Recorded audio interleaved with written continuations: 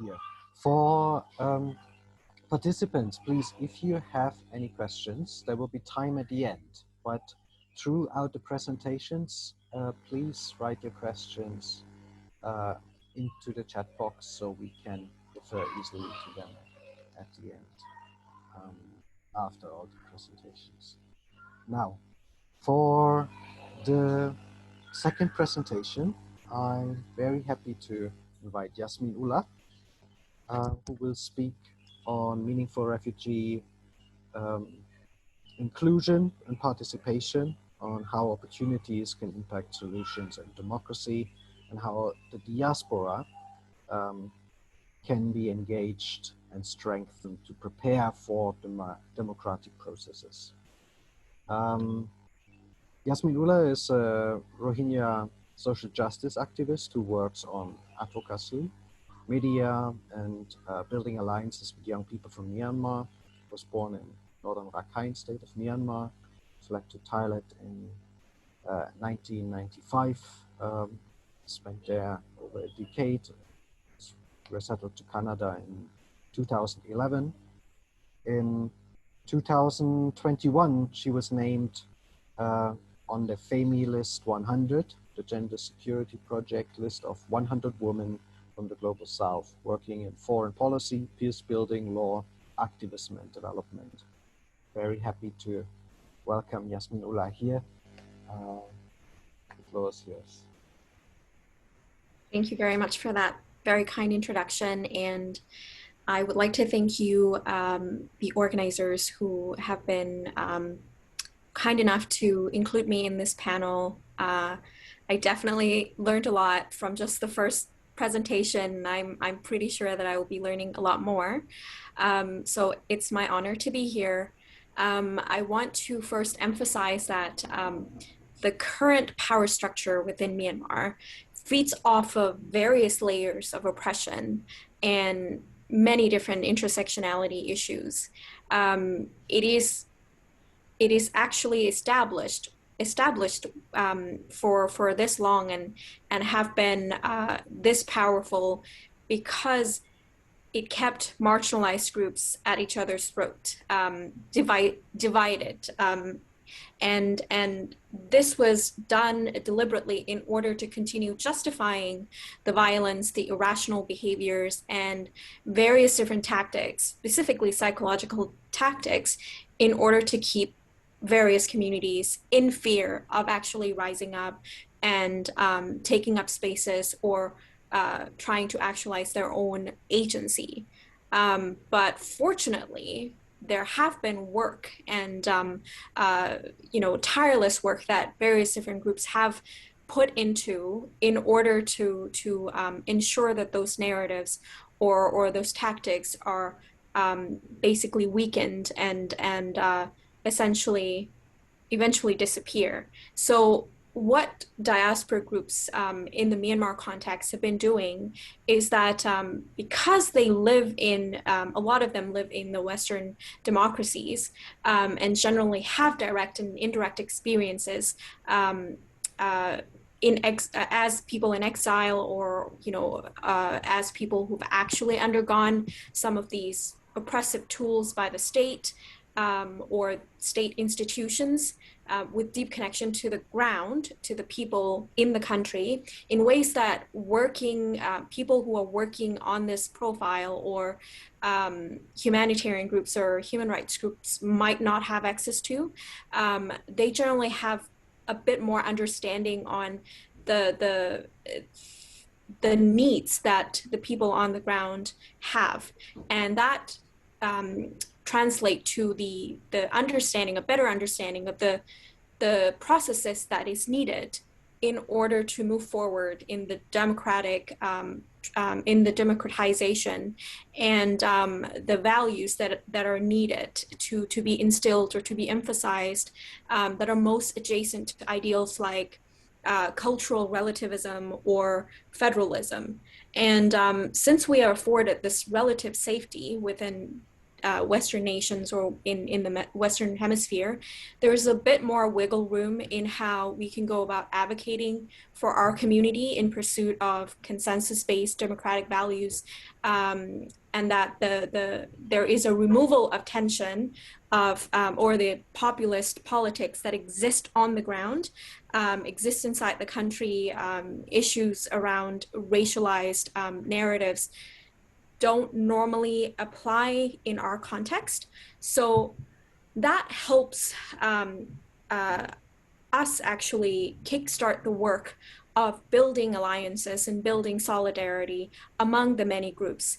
And what I've been doing, and fortunately have been having the privilege to do, was actually connecting with various groups, ethnic groups specifically, in Canada and in the US, and reaching out to them, basically grounding ourselves in understanding that we have a common enemy.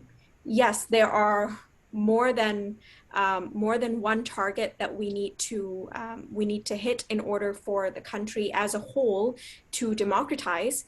But the common enemy, the power structure that threaten our process, or the initial stage of democratization, still remain the Tatmadaw. And building off of that, we come together on our understanding of the layers of repression, the years and years and years of the kind of tactics that have been used to terrorize our communities.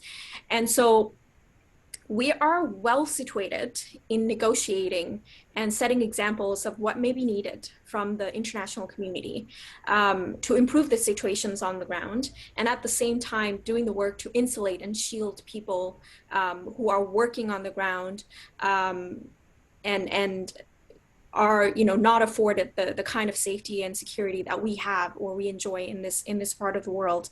So basically, we can act as a middleman in this sort of field, and there are a lot more opportunities for us to be able to raise awareness and raise consciousness. For example, in the Canadian context, we had to continuously work directly with various different civil society groups that are advocating for human rights issues. In around the end of August 2017 onward to the time that the Parliament actually made the determination that Rohingya crisis had accelerated and escalated into a genocide. And that determination did not come about without the work of various different diaspora groups pushing forward this very specific terminology to be used. And it did not come about by just, one day the Parliament just picked up this work. It was actually the collective work of both the civil society groups collaborating with various different ethnic groups here in Canada, and pushing their MPs, pushing for more awareness to be raised in Canadian society. And it also came about by the work of creating exhibition and curating that sort of structured exhibit and expression of how a genocide came about, and it was an exhibition called Time to Act Rohingya Voices. That is also a product of collaborative work of various different ethnic groups, because there is now an understanding. By that time, it was quite clear that without the Rohingya genocide determination, there would not be a recognition of other ethnic oppressions as well. And there's this general connection that we have in trying to raise awareness and basically piggybacking off of the Rohingya case. But because we have the common enemy, and it is through the same perpetrator that have committed these crimes for the past 70 years, it helps the case of the ethnic communities, and it helps not just for them to be recognized, for their plight to be recognized at the higher level or in the policy making realm, but it also helped them to create a momentum of their own. And we basically feed off of each other and share connection, share the resources that we may not have if it was us working as an individual community. And so through this work and through this genocide determination and various briefings that we've done together as diaspora groups, we've been able to at least influence some of the monumental key timings that various specifically Canada and the US have put out, specifically like sanctions and the genocide determination or other various policies that come out of our collaborative work. Now, the inclusion at the diaspora level really helps shape how the nation states engage with the impacted communities. And I think that it would help even more if various nation states and the international community actually take a look at the inclusion on an intersectional level and through a bit more critical lens of rather not just who is in the room or who is at the table, but who is not.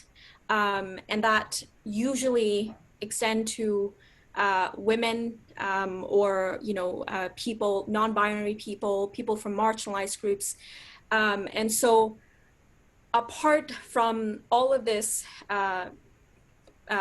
work in the international fora, I think that the collaborative work that we've had going in the diaspora groups really help us be able to have all hands on deck when the coup actually started. It helped build a stronger alliance on the ground inside the country, and I think that because some of the groups that are working on the ground have already been well connected, well established in terms of connection with the diaspora groups, it helped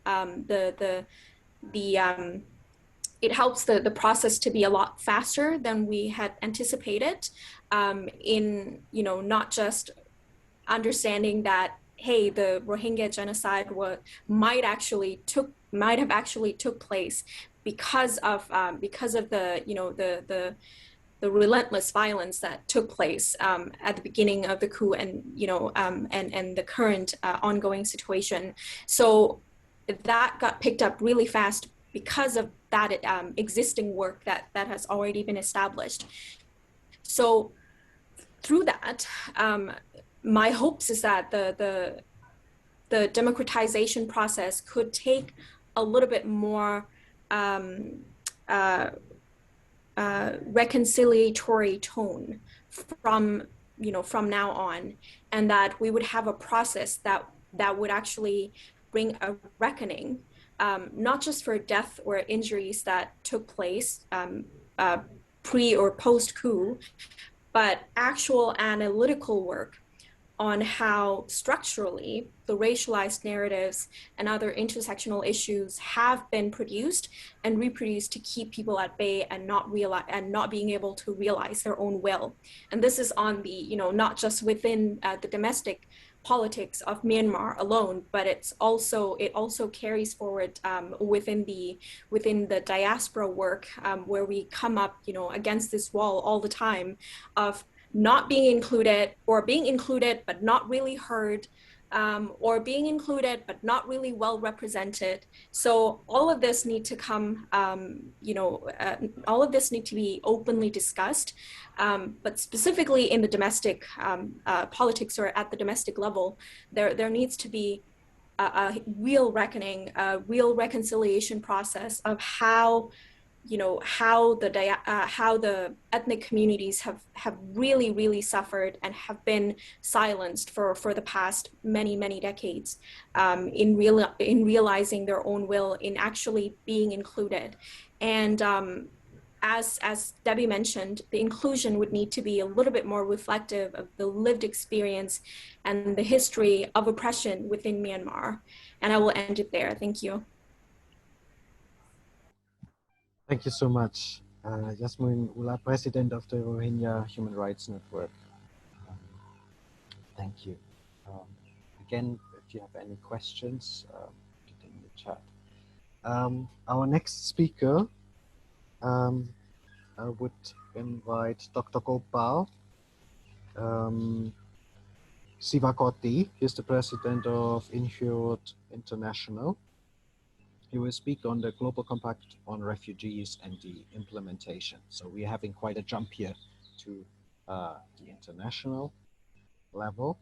Dr. Gopal is an international advisor at the Platform for Disaster Displacement, worked at the Statelessness Network Asia Pacific, guest lecturer in quite a few universities. He is Senior International Observer at the ASEAN Network for Free Elections and a former chair of the Asia Pacific Refugee Rights Network. Dr. Gopal, please start. Yes. Thank you, Lars. Thank you, friends and colleagues. Very warm welcome. First of all, we are very grateful to May 18 Memorial Foundation and the Culture Center for providing us this special platform in order to discuss about inclusive democracy and refugees in Asia. So the topic given to me for today is about the global compact on refugees. How can we, change the words into action? What are the challenges? What are the prospects? And in fact, what are the elements of appreciation, on this particular instrument? And what are the areas of pitfalls and depreciation that needs to be corrected? And interconnection with SDGs and the actual implementability at the local level. So I will start with why GCR? Like what triggered the creation of the Global Compact for Refugees? And of course, there is a different section about global compact for migration, which I'm not going to discuss today. But there are twin compacts, as you already know. So our jurisdiction for APRRN is primarily GCR. So what is the context, that set up, the creation of this particular document? Is the first of all, this document is not completely new or completely innovative, coming from a different planet, but based on the ground realities that the stakeholders working in the sector of refugee protection have been, encountering for the last several decades. So what we saw is that, of course, we have existing instruments like 51 Convention, 67 Protocol, as well as other regional instruments and even, sub-regional arrangements and etc. But those instruments have not been adequate and effective to explore durable solutions for the, refugee crisis globally, and also, of course, also in our part of the world. And especially the soaring trend of forced displacements, when you look at the Arab Spring, for example, when millions of people started moving from the place of their origin, then there was a big global havoc that the existing instruments, mechanism, resources, the approach was not sufficient enough to address that kind of crisis. So in order to address this Herculean task of the large movement of people, and of course also combined with the protracted situation of refugees for years in all urban, rural, and camp situation, also trigger the world community to do something with a new approach by changing the lens. So because the ground reality is that the refugees are basically dependent on the foreign aid. Even the host countries are dependent on largely the foreign aid, direct foreign aid, and humanitarian assistance. So in most of the cases, there are no new approaches, like, for example, what we call is whole of society approach. The responsibility sharing by every single stakeholder in the community was not basically a part of the refugee response. But largely, kind of dependent on either bilateral or multilateral or UNHCR funding, humanitarian assistance, etc. So that was not enough. So that whole paradigm shift was required. That's why the instruments was perceived. And what we can see in the host countries basically that refugees are excluded from the labor market because they don't have a right to work. So that generates a negative socioeconomic impact in the livelihood of refugees. They can't survive without their access to the labor market. So something had to be done in order to persuade the local community and the host countries that refugees do deserve the access to labor market. So this is one of the key factors of the germination of the GCR. Yes, and when we look at why GCR is again, we need to really do some stock taking of the local realities, because yes, of course, resources in the countries of asylum are very scarce, but refugees do possess valuable skills, both in the social capital and social network form. As that needs to be fully utilized if we really want to protect and serve the refugee purpose. And then, unless there is a right to work, unless there is removal of the boundaries to refugees' economic participation, then self-reliance is a distant reality. I think that has been quite understood by the world community. And so access to wider range of socioeconomic rights will automatically improve refugees' potential. And it is all related to sustainable livelihoods and then sustainable exploration of the durable solution. So based on this specific fact that the Global Compact for Refugees came into being after almost more than 2.5 years of global exercise by the member states, and APRRN has been very much part of this process since the very beginning of the discourse, and we're also part of the ultimate passing of the resolution on this. So the GCR has primarily 4 objectives based on the ground reality that I mentioned earlier. Number 1, to ease the pressure on the host countries, and of course to promote self-reliance among refugees, and the third country, the expansion of the third country solutions, because third country solutions, the quota, the acceptance level is so low, it's less than 15% in the current global refugee scenario. So it is to try to persuade the wealthier nations to expand the access, and of course also to support the condition in the country of origin as well, and also for the safety return, because return with safety and dignity is one of the durable solutions. Of course, there is no hierarchy among 3 durable solutions anymore these days. So, this has created a framework for more predictable and equitable responsibility sharing instead of burden sharing. Number 1, there have been initially almost all member states of the United Nations were part of this process, but at the latter stage, some of the countries unfortunately withdrew from the process. So now we have altogether 152 member states which have endorsed these instruments. This instrument, unfortunately, again, is a non-binding instrument. But again, this is the aspiration and reflection of the ambition of the international community, to strengthen the cooperation. The GCR. So why this instrument is so important for us and for the refugee rights advocates and the refugees themselves?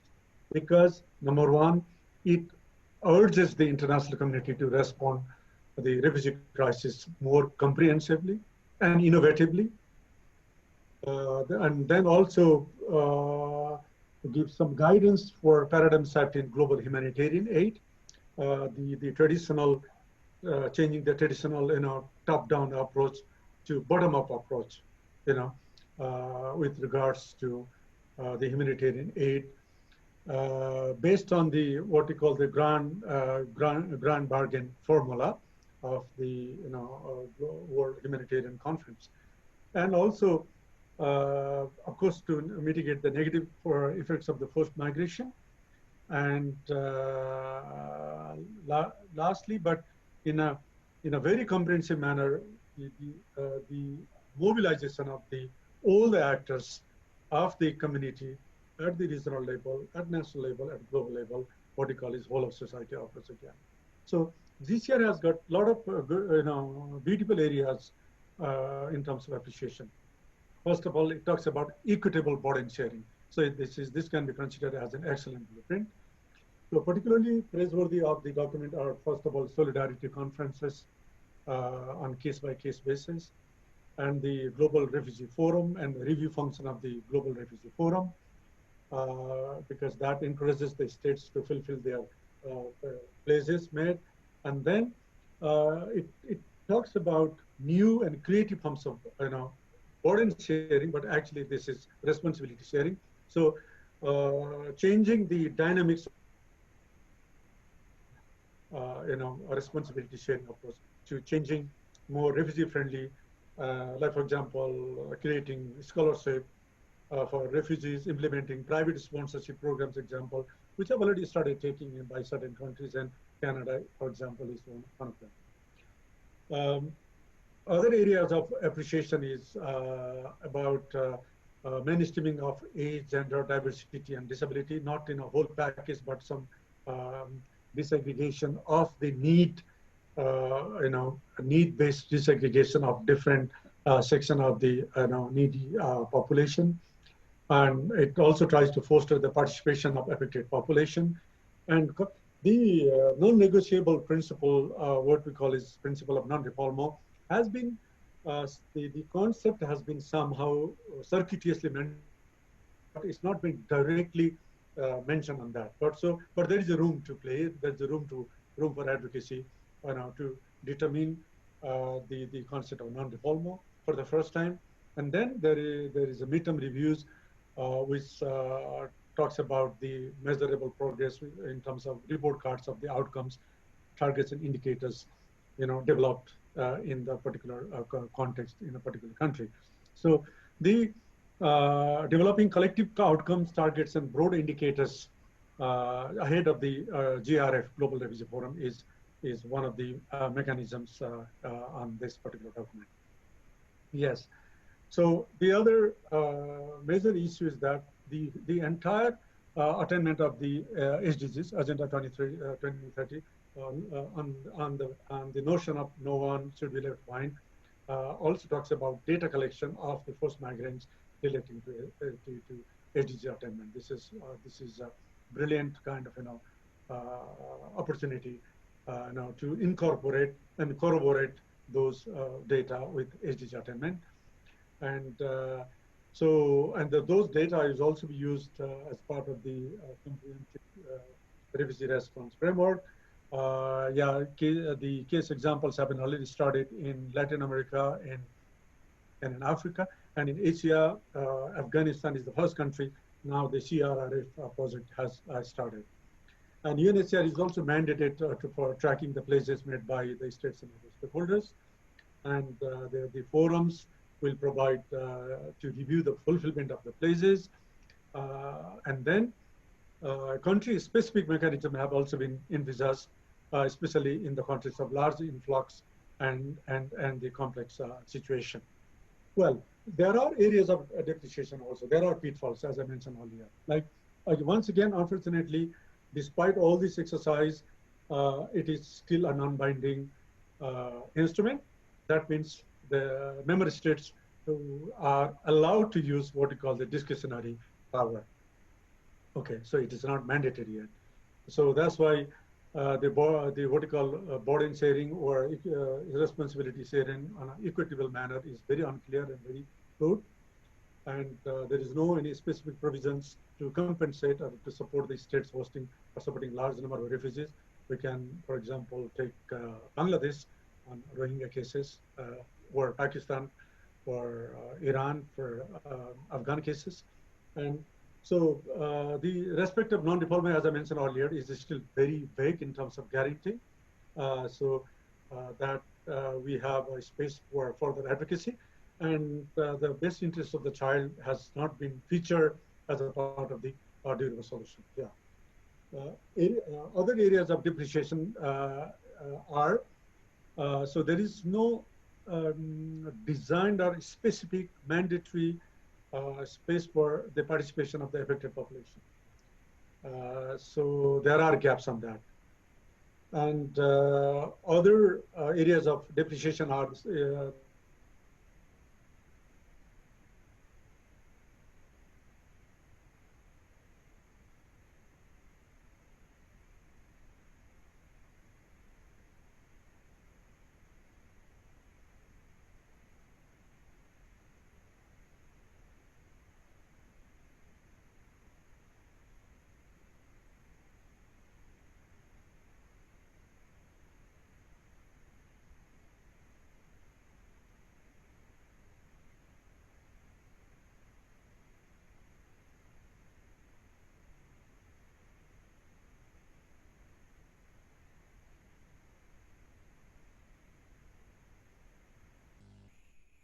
Hello, Dr. Gopal.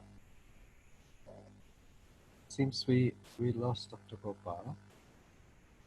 Maybe we can continue. Yeah. Let's see when he is back. Hi everyone. I just conveyed the message to Gopalji because there's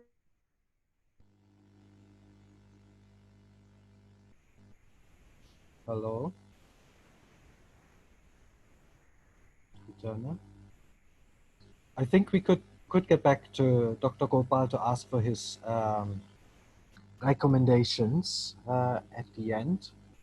For now, I would like to proceed with inviting Dr. Linda Bartolomei to present on refugee women and girls as a key to the global compact and to present on the gender audit in regards to meaningful engagement and partnership with refugees throughout this process. Dr. Linda Bartolomei is the immediate... Lars, I'm sorry, the power went off and I'm using my 4G data. I don't know whether I can continue for another couple of more minutes or... If you would like to wrap up in regards to presenting your recommendations going forward, I could give you 1 more minute. Thank you. Yeah, we cannot show this PowerPoint because there is no power here, but I'm using my, for 4G here. So yes, I'm gonna quickly go through the recommendations, which are also conditions for the GCR implementation. Okay. Yes, the first the first and foremost things is about the implementation of the GCR at the ground level is to ensure self-sufficiency. And for that there is some preconditions.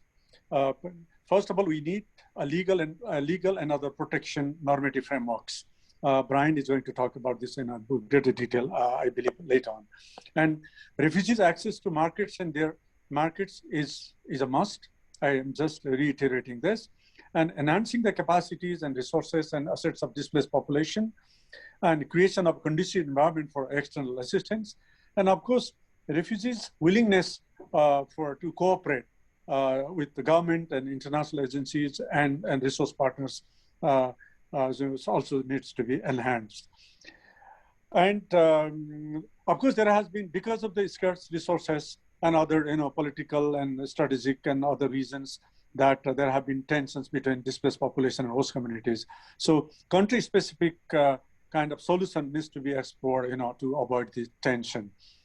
And then again, expanding partnership is what the GCR has envisaged right from the beginning of the New York Declaration, that all state institutions, other private and public institutions, civil society organizations needs to forge, what do you call a strong partnership, and then adopting a gender-sensitive approach with regards to safety, security, and livelihoods of particularly women and children at risk. Linda is going to talk more about this later, but this is one of the preconditions. And so it is a high time that public and private fund needs to be explored because in the traditional context, these particular section of the stakeholders have not been so much mobilized in the past, and infrastructure building, developing new mechanisms at the ground level, particularly for international protection also, because we're also talking about not only domestic protection but part of the international protection that needs to be strengthened, and devising new safeguards and new protocols in mixed migration scenarios, because there has been always a dilemma and confusion, and with regards to understanding the mixed migratory flow, particularly in Asia region, it is very prominent that now the stakeholders should create and develop, a different protocol based on the need of the vulnerably moving population, because in one boat or one plane or any means of transport, people with different varieties of needs would travel. So we cannot keep them in a single basket. So mixed migration flows needs to be understood, and the protocol needs to be devised accordingly. Thank you so much. Sorry for the what do you call power interruption. Thank you. Thank you, Dr. Gopal. Yeah, for this very comprehensive overview. Now, you mentioned already the next topic, refugee women and girls, key to the Global Compact on Refugees. Dr. Linda Bartolomei will present. She is the past director of University of New South Wales Centre for Refugee Research, a convener of the Forced Migration Research Network. She has been active since 2002 and involved in a series of action research projects, including exploring challenges associated with identifying and responding to refugee women and girls at risk in camps, urban settings. So when she looked at Africa, Asia, and the Middle East, as well as in Australia. Over the last year, she has worked with the UNHCR in Geneva and a team of women from refugee backgrounds to advocate for and monitor and inclusion of refugee women and girls, protection needs and rights in the new Global Compact on Refugees that Dr. Gopal just introduced. So with this, I hand over to Linda Bartolomei. Lars, thank you very much for the introduction. Thank you, APRRN, Rachel in particular, for the invitation to join the panel, and my thanks to the other speakers for your excellent presentations. Dr. Gopal's given, I think, a very good overview of the strengths and weaknesses of the Global Compact on Refugees. And if I can just refer back to Debbie's very strong presentation about the current situation in Myanmar as a key root cause of refugee flows, and Yasmin, your very good analysis of the long-term impacts of oppression and the need for an intersectional lens, I think that speaks very strongly to why we need a robust response to refugee flows. Even though I think one of the limitations of the Global Compact is it's not strong in its focus on root causes, we can work on that, and it's certainly strong in terms of thinking about how we need to better work with refugee communities, and has a particularly strong focus, which I'm going to be talking about the impacts on women and girls. And again, Debbie, you highlighted women and children as being the majority victims of the current attacks in Myanmar. And Yasmin, you made very important points about leadership and participation and intersectionality. So I'm hoping to draw some of those links. I want to acknowledge the amazing team of women who were part of the Gender Audit. women from all of the world's regions, including several from this region, Najeeba Wazefadost, who's going to be speaking on this panel as well, Apajok and Noor and Hafsa, who are both also of Rohingya background. So I want to speak briefly to why the Global Compact is so important, particularly for refugee and displaced women and girls. A little bit about the role that refugee and displaced women have played in working to ensure that the Global Compact is age, gender and diversity sensitive, and the way in which refugee women and the team at UNSW are working to ensure that these commitments are actually implemented and make a difference at the grassroots level in the lives of women and girls. So as Dr. Gopal has laid out for us, the Global Compact came about as a result of the New York summit that happened back in 2016. The New York Declaration is really important because it's the first declaration specifically focused on refugees and migrants that was adopted by all member states of the UN at that time. And Volker Turk, who was the then Assistant High Commissioner for Protection in UNHCR in Geneva, emphasised that this was a minor miracle. And basically what he was saying was for states to recommit at this particular political juncture to the principles of the 51 Convention, to the principles of the refoulement, was actually a pretty significant feat, because many of us were very afraid that it would go in the other direction. But what I want to particularly focus on is why it was so important for refugee women and girls. So the New York Declaration is very gendered, it's gender sensitive, it's gender inclusive.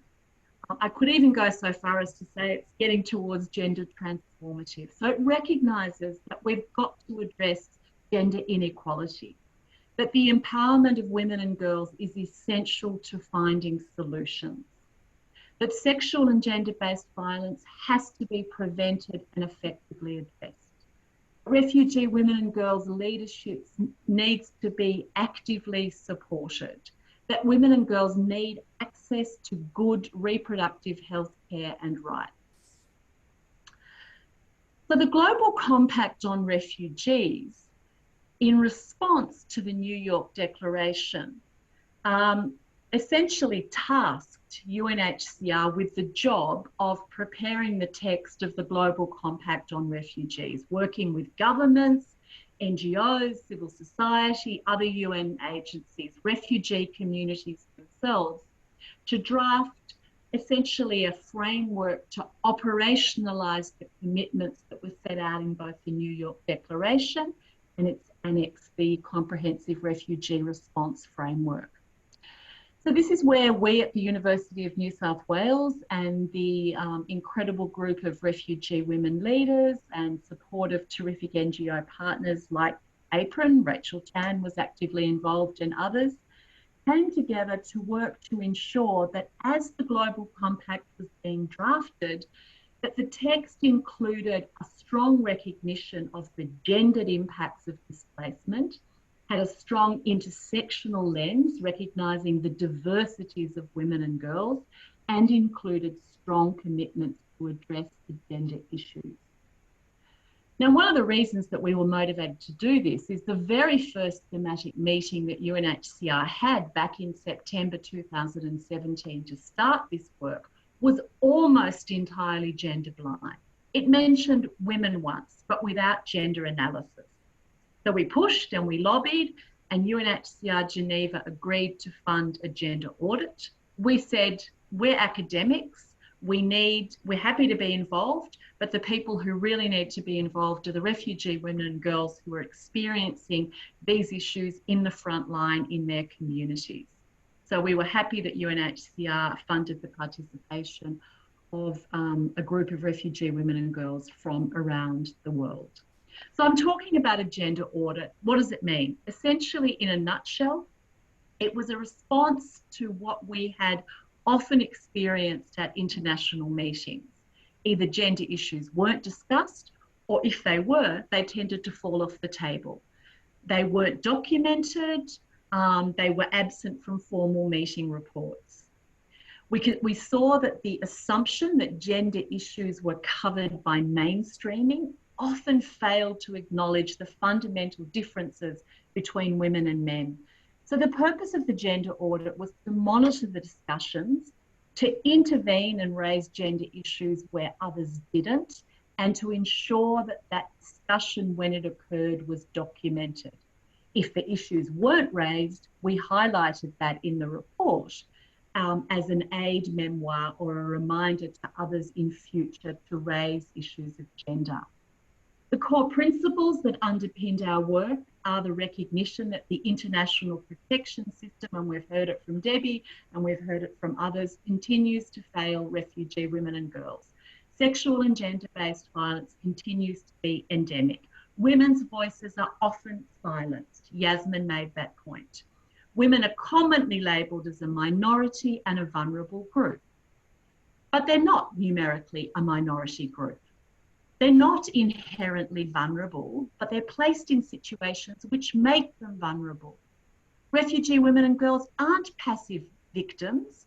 As Gopal pointed out, they have social capital, they have huge capacities, and they exercise agency. Refugee women and girls may share common discriminations, but they are also very diverse. And that's why we always use the language of all women and girls to pick up that diversity. So what did we achieve as a consequence of the gender audit back in 2017 and 2018? We documented strong commitments from the UNHCR High Commissioner Filippo Grandi to not forget women and girls, to not mainstream gender into oblivion. Strong commitments from countries of the Global South, including countries like Mexico, Ecuador, Costa Rica, to recognise and respond to sexual and gender-based violence. A strong recognition, again, from the High Commissioner of UNHCR that we needed to include refugee women and girls, their voices, to support their active participation in recognition, as Debbie also pointed out, that they are most often the victims of violence against civilians. And here I want to pause, as Debbie did, and acknowledge a dear friend and incredible advocate, Aku from Women for Justice, who also was gunned down fighting for the rights of women and men in Chin State just less than a month ago. And she was a core part of this project too. So Aku, we remember you with enormous respect. Many governments supported the importance of fostering the active participation of refugee women and girls. So how did those commitments, those promises made in the consultations meeting translate into action? I've just included one of the paragraphs here from the Global Compact on Refugees, which is paragraph 13, which emphasises a number of the key things for which we were advocating. The importance of partnership, of participation, of inclusion of refugee women and girls, the importance of addressing sexual and gender-based violence, the importance of an intersectional and a diversity lens. So what came next? We got the Global Compact on Refugees. It had strong commitments to women and girls. Our next job was to make sure that those words translated into promises and actions on the ground that would, and we hope will, make a fundamental difference in the lives of refugee women and girls and their communities. So the Global Refugee Forum, Gopal mentioned this, happened back in 2019, and the aim of that forum was to encourage governments, donors, NGOs, community organisations to make pledges to support the commitments in the Global Compact on Refugees. Promises to change policy, promises to change programs, promises to commit more funding. One of the other important outcomes was the establishment of a digital platform for sharing good practices, and a commitment to the importance of indicators and monitoring the implementation of commitments to the Global Compact. Our team was once again funded to undertake a gender audit of the preparatory meetings leading up to the Global Forum on Refugees and at the forum itself. The forum looked at 6 key areas, from responsibility sharing to solutions to energy and infrastructure. And our mission was to ensure that commitments and promises and pledges made against those 6 areas were age, gender and diversity sensitive. We had some wins, there's still a long way to go.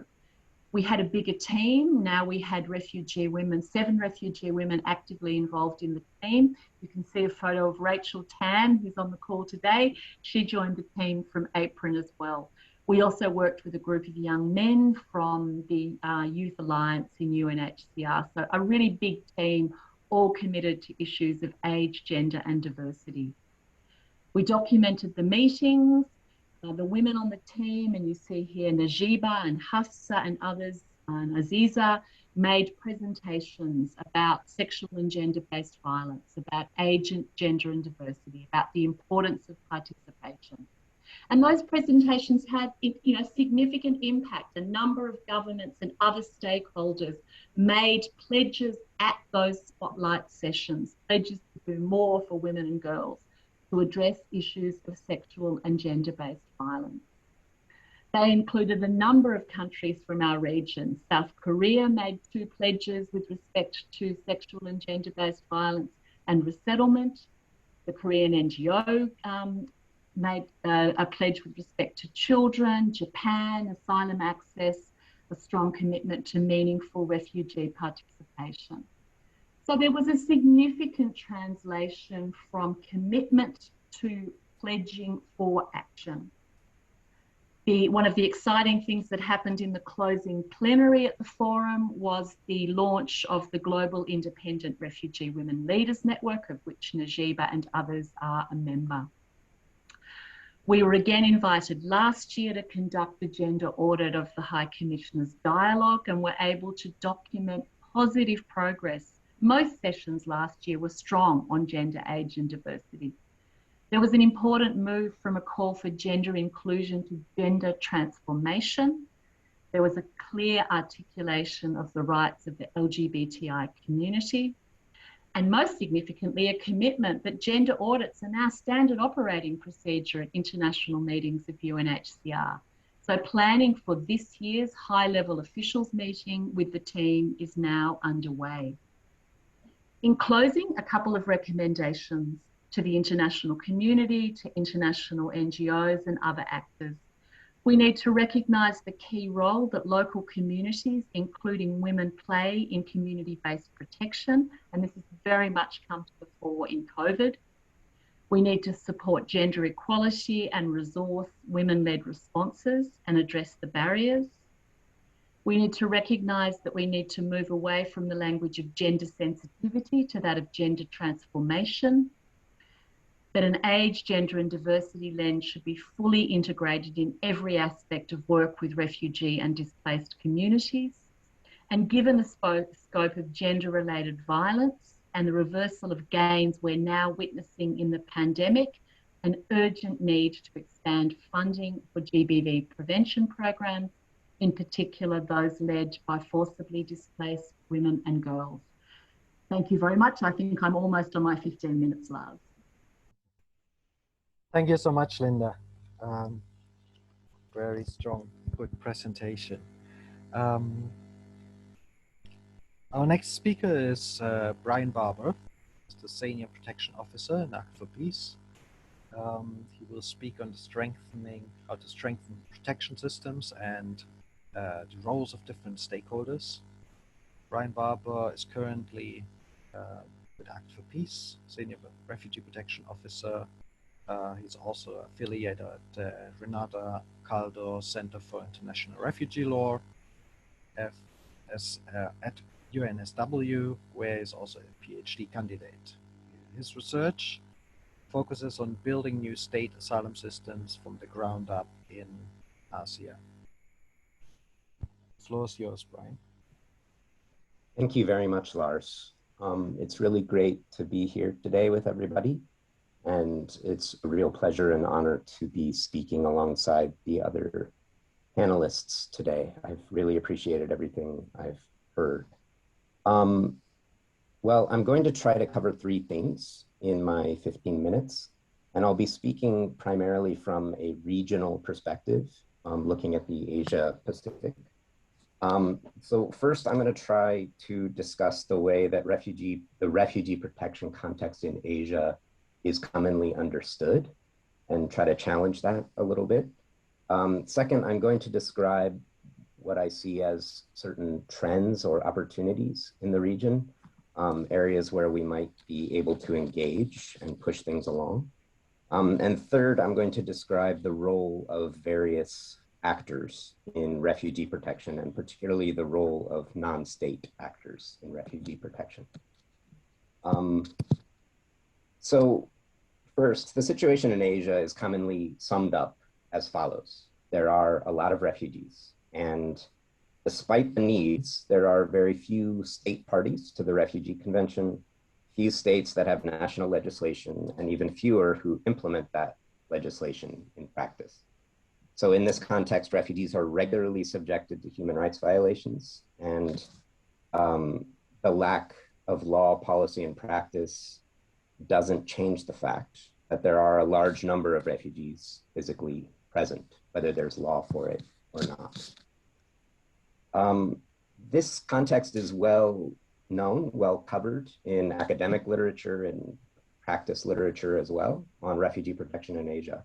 And a lot of scholars recognize this resistance to widely accepted refugee and human rights frameworks, and they set out to understand why. So why is it this way? And a number of suggestions have been put forward. Sarah Davies has done excellent work and has highlighted the Eurocentric origins of the Refugee Convention, failure to consider at that time the refugee context in Asia. Vitit Munterborn has suggested political expediency and has also highlighted that states may see ratification or accession to the convention as compromising their ability to get other states to the table as leverage for responsibility sharing arrangements. Other suggestions have been put forward as well, like the non-interference principle of ASEAN, or economic burdens, or different kinds of explanations like that.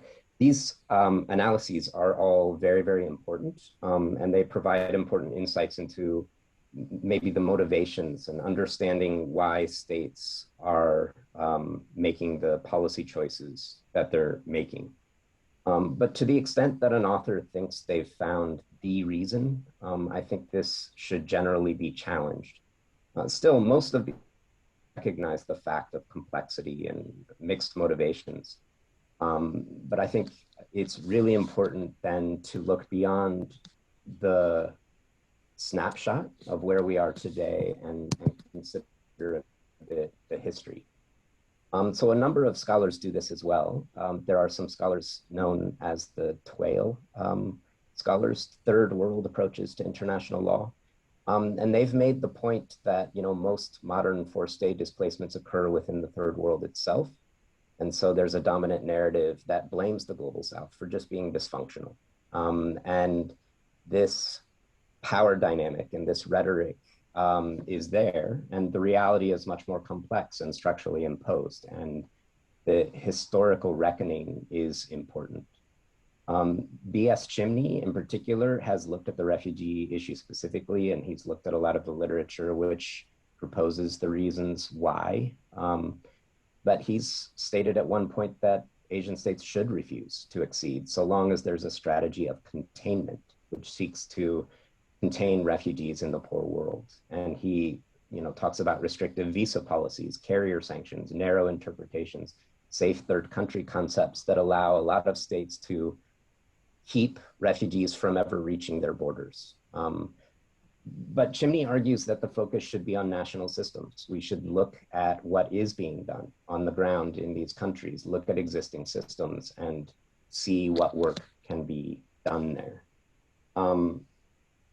I think that this analysis is extremely important, and we can even take it a step further. So historically, if we focus only on the colonial experience, which is really, really important, we may fail to recognize Asia on its own terms. We'll be seeing it in terms of its confrontation with colonial powers, rather than from its own historical identity and its enduring experience. And if you look at the history of any state in Asia, you see that they have extensive history of conquest and occupation, but also displacement and providing refuge. So asylum for refugees, these concepts are ancient and they're universal, and every single state in Asia, long before confrontation with the West, had policies of refuge and providing asylum to people who are displaced. So a stronger understanding of this history and this context, I think, could contribute to a stronger understanding of Asia's own identity, its own history and experience. And this can be a solid starting point for what kinds of systems need to be developed in the region. So I want to highlight 3 trends among states that are attempting to manage refugee flows. So the first trend would be jurisdictions who are not party to the Refugee Convention, who are nevertheless developing various policies or practices designed to manage refugee protection. So examples of this would be Bangladesh, Indonesia, Malaysia, Thailand. These are countries where there are usually a large number of refugees in fact present. And so the state manage in some way, even if it's only as a matter of recognizing UNHCR's role or that of other actors to address humanitarian needs or acquiescing to their humanitarian engagement.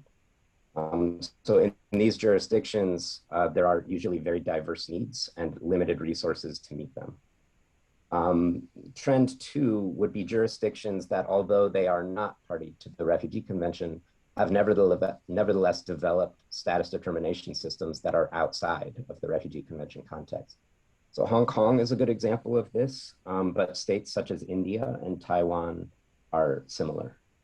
The third trend I would point to is the jurisdictions that are state parties to the Refugee Convention in Asia. And these countries have developing status determination systems through which refugees can be granted asylum, enjoy rights, and eventually become citizens. Korea was the first country in Asia to develop a comprehensive refugee law, independent from their immigration law. Japan has refugee-specific provisions in its Immigration Control and Refugee Recognition Act.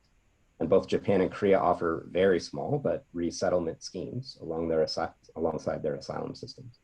And the Philippines is already implementing a sophisticated system and has pending legislation to formalize it, setting up refugee and stateless status determination procedures. These trends that I mentioned, I don't think should be read as rigid categories. It might be more appropriate to think of them as somewhere on a spectrum from no system at all at one end to a highly sophisticated system at the other end. And states will fall anywhere along that spectrum, and they may share some common experiences, and they may transition from one to another over time. And I think Thailand is a good example of this because it is in the process of an anticipated launch of a new screening mechanism. So that would be much more similar to the Hong Kong, India, Taiwan approach of having a system outside of the Refugee Convention approach. I would also say that I don't want this to imply that things are good, that the situation is satisfactory or that the trajectory is positive or a progressive one. In fact, I think there are a number of negative trends. I might even go so far as to say that at the present moment, most of the trends are negative. There are a number of specific things we can point to, like restrictive encampment policies, border closures, boat pushbacks, indefinite detention, growing xenophobia.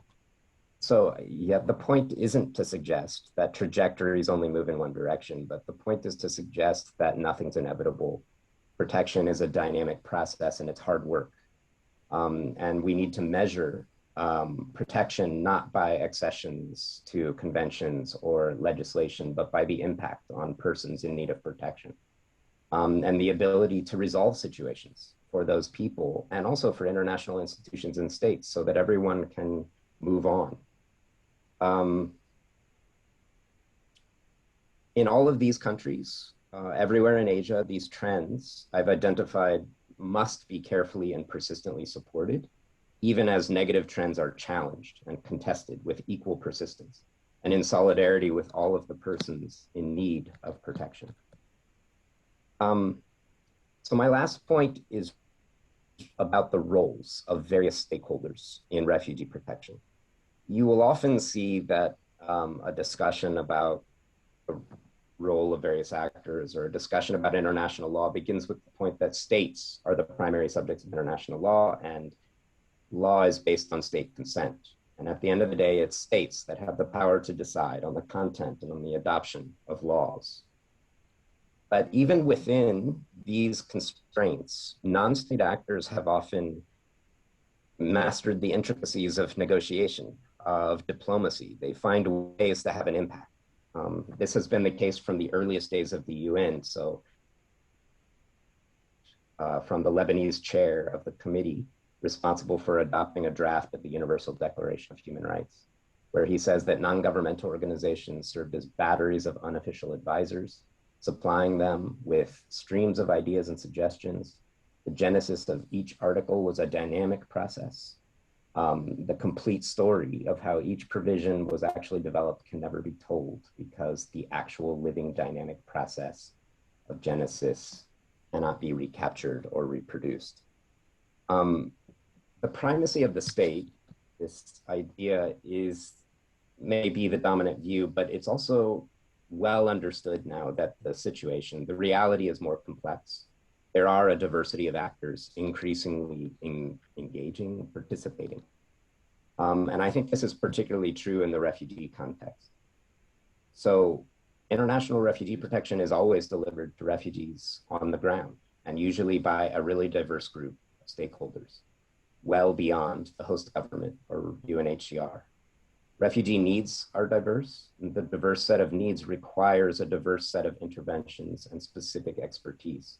No one is an expert in all of these things, and it's unrealistic for any single actor to meet all of these needs alone, even if they're a government or UNHCR.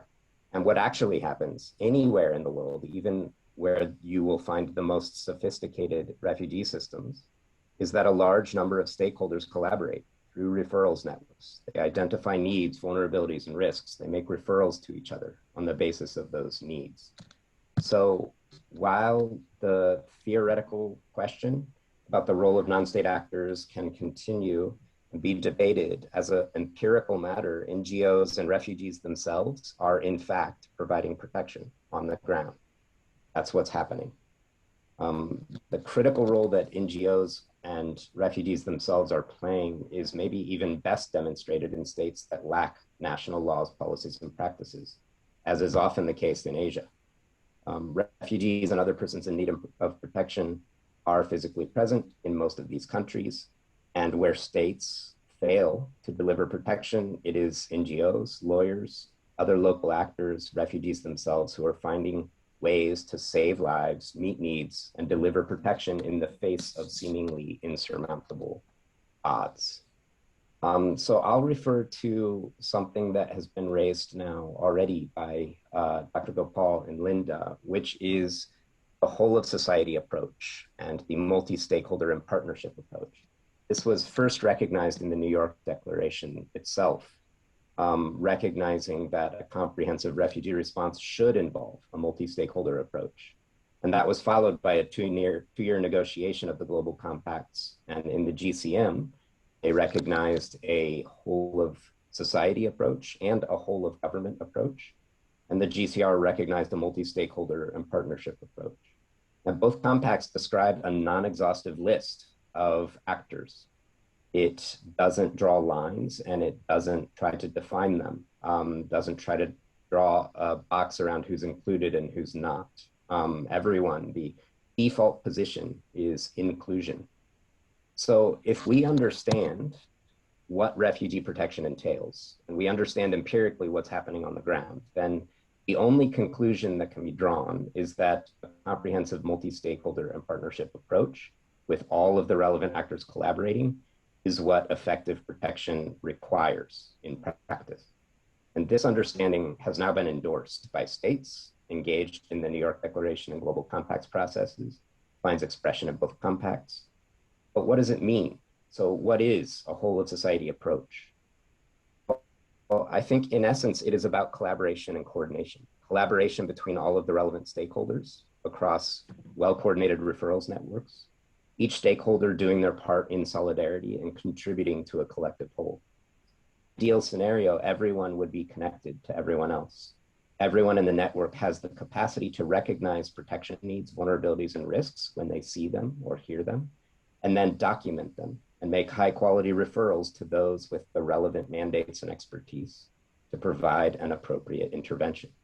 And even if that is an idealized system, and even if such an ideal system might not exist in practice, the goal remains, and actors can all strive to come closer to this ideal as a matter of principle, prioritizing collaboration and joint capacity building as fundamental and as part of the approach that we all adopt.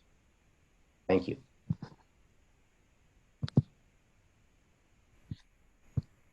Thank you, Brian. Very good presentation on stretching from history to the inclusive approaches that are needed. Our last speaker is Najeeba Wazefadost. She's the founder of the Asia Pacific Network for Refugees, short APRRN. She's based in Sydney, Australia, and worked alongside academics to undertake the Gender Audit. We heard from Linda earlier. And she's also the co-founder of the Global Refugee-Led Network, and she founded the Hazara Women Organization of Australia, helping newly arrived refugee women to learn English, integrate into their new communities. She has since represented communities on different advocacy fronts at the national, regional, and at the international level. Najeeba is also the chair of the Refugee Leadership and Participation Working Group at APRRN. So Najeeba, please, your presentation. Thank you very much. Thank you very much, Lars. I also would like to thank APRRN and other organizers as well for actually including me in this important panel, and also be a speaker along other incredible speakers that we've just had today. I think there is very little left for me to speak about, especially after hearing from Linda and Brian, as well as Dr. Gopal and others. We heard just from all the speakers, more from Linda and Brian and Dr. Gopal, that, you know, the global refugee response space has been talking about the importance of including refugees in responding to refugee situation for more than a decade. As we heard from Linda, you know, both the 2016 New York Declaration, as well as the 2018 GCR, the Global Compacts on Refugees, have called for meaningful participation of refugees in refugee response. Specifically, the GCR, the Global Compacts on Refugees, it says states and relevant stakeholders will facilitate meaningful participation of all refugees, including women, persons with disabilities, and youth, in global refugee forums, ensuring the inclusion of their perspectives and progress. Other international policies go even further. Again, I think we heard from Linda, such as the UNHCR policy on age, gender, and diversity, which calls for the participation of specific refugee groups, such as women, youth, and the LGBTIQ people. This conversation definitely has instigated some progress. More than ever, we have seen refugees participating on panels, being invited to the fora, voicing their interests, and importantly, there is a growing appreciation for the fact that including refugees in substantive ways, it's not only the right thing to do, but that it results in policies and programs that are much more effective and legitimate. But I do have to say that despite this progress that we've heard again from other speakers, the refugee response sector is still struggling to enable meaningful refugee participation. Refugee-led initiatives globally are therefore calling for urgent actions on focusing from rhetoric to reality. Along them, as Lars just introduced, being one of the founding members for the Global Refugee-Led Network, which is a global network of refugee-led initiatives, we've been really working and advocating and calling for the systemic transformation of global refugee response to act on the opinions, perspectives, and guidance of refugees, really regardless of their legal status travel capabilities or gender. Just like many of our fellow that the refugee response sector at large ultimately change, so that refugees like ourselves can meaningfully participate in strategizing as well as funding and implementing programs, policies, and other responses that really influence our lives. I do have to say that, you know, for many years, refugees, just like ourselves, have come together and lobbied and negotiated with policymakers, UN agencies and governments at different levels, at local, at regional and international level. And we really call for meaningful refugee participation. And the reason for that is that we strongly believe that refugees are the first and the last responders to any crisis. And again, I have to say that the COVID-19 pandemic was itself a testimony of this, when the international actors were withdrawn from their field, when they had to work from home. It was again refugees themselves that had to handle the situation themselves and respond to their situation. Refugees do serve as resources for other refugees and host communities on policy changes, on gaps and best practices. As a result, excluding us often leads to unsustainable, ineffective refugee policies, and that's something that we continuously advocate for. You know, we talk most often when I talk to people, when I come to panels and webinars like this, when I talk about meaningful refugee participation, sometimes I do ask the question, what does it mean in practical terms? You know, what does refugee participation mean? And I have to say, for us refugees, definitely we want to be in the room. We don't want to be just a box to be ticked. Meaningful refugee participation in refugee policy making should really be the norm, not the exception. It should be a lens from which the programs, budgets and activities, forums and everything related to refugees should be designed and implemented. Meaningful refugee participation will not be realized with representation at conferences alone. And sometimes when we consult refugees and communities across different countries in the Asia region, we often hear about them being only used as a substance to consultation only, and not necessarily being used anything further to that. Refugees and us, we really want to be engaged in policy discussion in order to bring our expertise and all our different critical stories from the ground to international decision makers, to connect those affected by policies to shape of those policies. We want a participation revolution in reality. And what I mean by that is that we want a human-centered design approach to refugee policy making. Without a space for these stories and our experiences, I strongly believe that no policy discussion will be as meaningful as refugees need them to be. We have, like again last mentioned at the start of our conversation, there are two refugee-led organizations that we work with, APRRN, the Asia Pacific Network of Refugees, and GRN, the Global Refugee-led Network. We continuously consult with refugees, all along the Asia region, as well as other regions in the globe. And we hear most often from refugees, that they really want to be working with large institutions. They want to work with donors indirectly. They want to be providing advice to governments directly. So what we have realized is that refugee-led organizations are uniquely positioned to facilitate such spaces and to work together with governments, NGOs, and private sector and other stakeholders to make refugee participation meaningful. We want to be part of the developing solutions so that solution works better for us. We believe that this will not only benefit the host community, but also the refugees and everyone. And again, I have to go back to the example of COVID-19.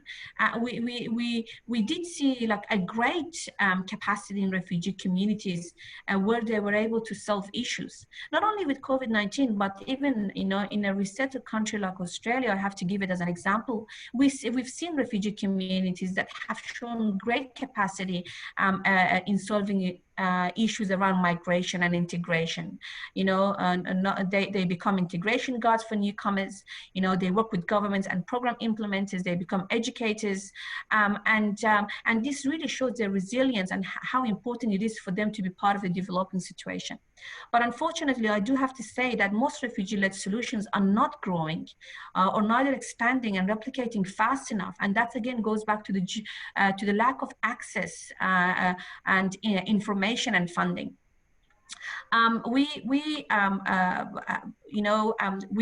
There are a lot of challenges on the ground when we talk about refugee-led initiatives and their access, to information or resources or funding. And some of it goes back to that many refugee-led initiatives that exist at the globe or in the Asia region, not necessarily they have, the privilege to, or the rights or the legal status to register, as an entity, to have a bank account, to tick the criteria of donors and so on. And this really puts very little resources in order to do what they do already to bring that change in their community.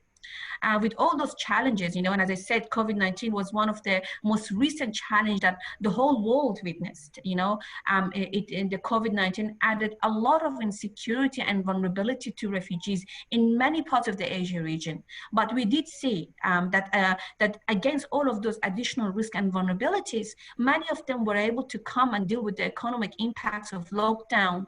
They were able to provide, health sanitizers to their communities. They were able to provide, bilingual information to families, and so many other things that they became really, the responders to those situations. They were able to turn that crisis into an opportunity and fill the gaps and responded to the needs that refugees were facing, while many were restricted, as I said, from traveling or opted to work from home. So this is only one real testimony as to why refugees needs to be part of the development solution. The needs and solutions are really identified from within the communities, and it's always refugees who knows best what will work for them. Today, as I said, we see a lot of refugees stepping up to each other and supporting one another in their local communities. We see them to actually initiating refugee-led initiatives where they come up with educational initiatives, they run up radios, they actually become part of gender audit groups, as we heard from Linda. A lot of refugee women, even though that they've had little skills or little opportunities to education, are now analyzing and evaluating such important high policy discussions. And that's because, institutions, academics like University of New South Wales have given them that space, to exercise their leadership and to work along, with genuine partners like University of New South Wales or organizations like APRRN. So I think it's quite important to be able to create those unique spaces for refugees to act as leaders and in order to allow for that meaningful refugee to happen. What we've learned so far in refugee participation is that meaningful inclusion definitely requires resources, and yet up until now, most refugee-led activities and entities have been self-supported. We want to make sure that the current aid system change. We strongly have heard from a lot of refugee communities in our country consultation that we've done across the Asia region that the current aid system is not inclusive of refugees, and it does create a lot of barriers, to their participation. A lot of them have lack of access to decision makers. A lot of them have lack of access to direct funding, and again, that goes back to the inability to being registered as an organization. I think it's quite important that I think it was Brian who spoke just earlier that sometimes we don't necessarily see that political willingness or the political leadership by some of the governments in the Asia region. But in such instances, I think it's quite important that in the absence of political leverage, we have an economic leverage that can work to create change. And hence, we think the role of donors or the role of private sectors, corporates, and NGOs is quite important to bring that leadership and to support refugee-led initiatives to receive enough support and funding from donors to ensure that there is a direct line to support their activities. We really envision and hope that the future solution will adapt in realigning existing resources to support initiatives in promoting meaningful participation by refugees and really recognizing that there is a considerable capacity within their communities, which will not only increase refugee self-reliance, but also contribute to durable solutions and improve integration. And lastly, I would like to say that when we talk about meaningful refugee participation, I would really like to assert on four main points that, whether you're an NGO today, whether you're a government worker, whether you're an academic, when you talk about refugee participation, please, let's make sure that we are able to facilitate their ongoing and sustained access to space. Let's not limit it to ad hoc consultation only. Second, let's make sure that there is enough facilitation on refugee preparedness, and that there is enough trainings, there's mentoring, there's follow-up support. And thirdly, I think for bigger NGOs, for institutional, it's quite important to be able to initiate that self-reflection, institutional self-reflection. And see how we can actually play around the power dynamic that exists. It goes from UN agencies to governments to smaller NGOs. And I think lastly is finance refugee participation, as I mentioned earlier. That's quite important. And for many refugee-led initiatives, they've been working in this space as volunteers for a long decade. And it's about time for us to bring some sort of flexibility or ease of requirements in our funding grants and so on, and prevent tokenization. So once again, thank you very much, Lars, for having me. And yeah, I'll get it back to you. Thank you, Najeeba. Thank you. Yeah, highlighting again the importance of making participation meaningful, starting from the design implementation. We now have another 15 minutes for questions and answers. Just asking Rachel, could you provide a summary of the questions? Otherwise, I will try. Yeah, thank you very much for such wonderful presentation and very insightful and rich content. So there are some questions which have been posed by some of the participants. The first one would be to Yasmin. You had mentioned that there is an example of the diaspora working in Canada. So is there any examples of diaspora working in the Southeast Asia or East Asia region? There most certainly are, but because of the security dynamics within the Southeast Asian region and the South Asian region, it is a lot harder for those groups to be visible and to do work that are a lot more public and are well known. So I think someone like Debbie would probably be better off actually pointing to those groups. I have had the privilege to work with some, but Debbie have had long years of working with these different groups and collaborative network. So I'm gonna throw the ball over to her. But there are key players and different groups that are working directly together within Southeast Asian region, specifically within Myanmar. But they're also not just working within Myanmar, but they're well connected with the diaspora groups, which is why I brought up the reason why the coup had sort of accelerated that process a little bit in connecting people from the diaspora and ensuring or emphasizing the importance that even though the diaspora are far removed from the safety and security issues, they're not running for their lives, whereas people on the ground, human rights defenders on the ground who are collaboratively working to build a more federal Myanmar or a more inclusive Myanmar, they are running for their lives. They are, trying to save themselves at the same time organizing on the ground. So connecting these two, and I think the CDM movement, the civil disobedience movement, is a very, very clear example of how diaspora groups and people on the ground are working together, and how collaborative work can happen. And it is happening. Another really important movement that I think sort of highlight that approach and the collaborative work that I mentioned earlier is Milk Tea Alliance. You've seen a lot of that in across the region, and many, many more countries are now joining. So I think those would be the few things that I could point to. And if you have any further question, Debbie's a good resource, and I'm more than happy to help you identify some of those groups as well. Thank you. Thank you so much, Yasmin. Debbie, would you like to add on and also share? You know, you're making me sound like an old grandmother of the movement.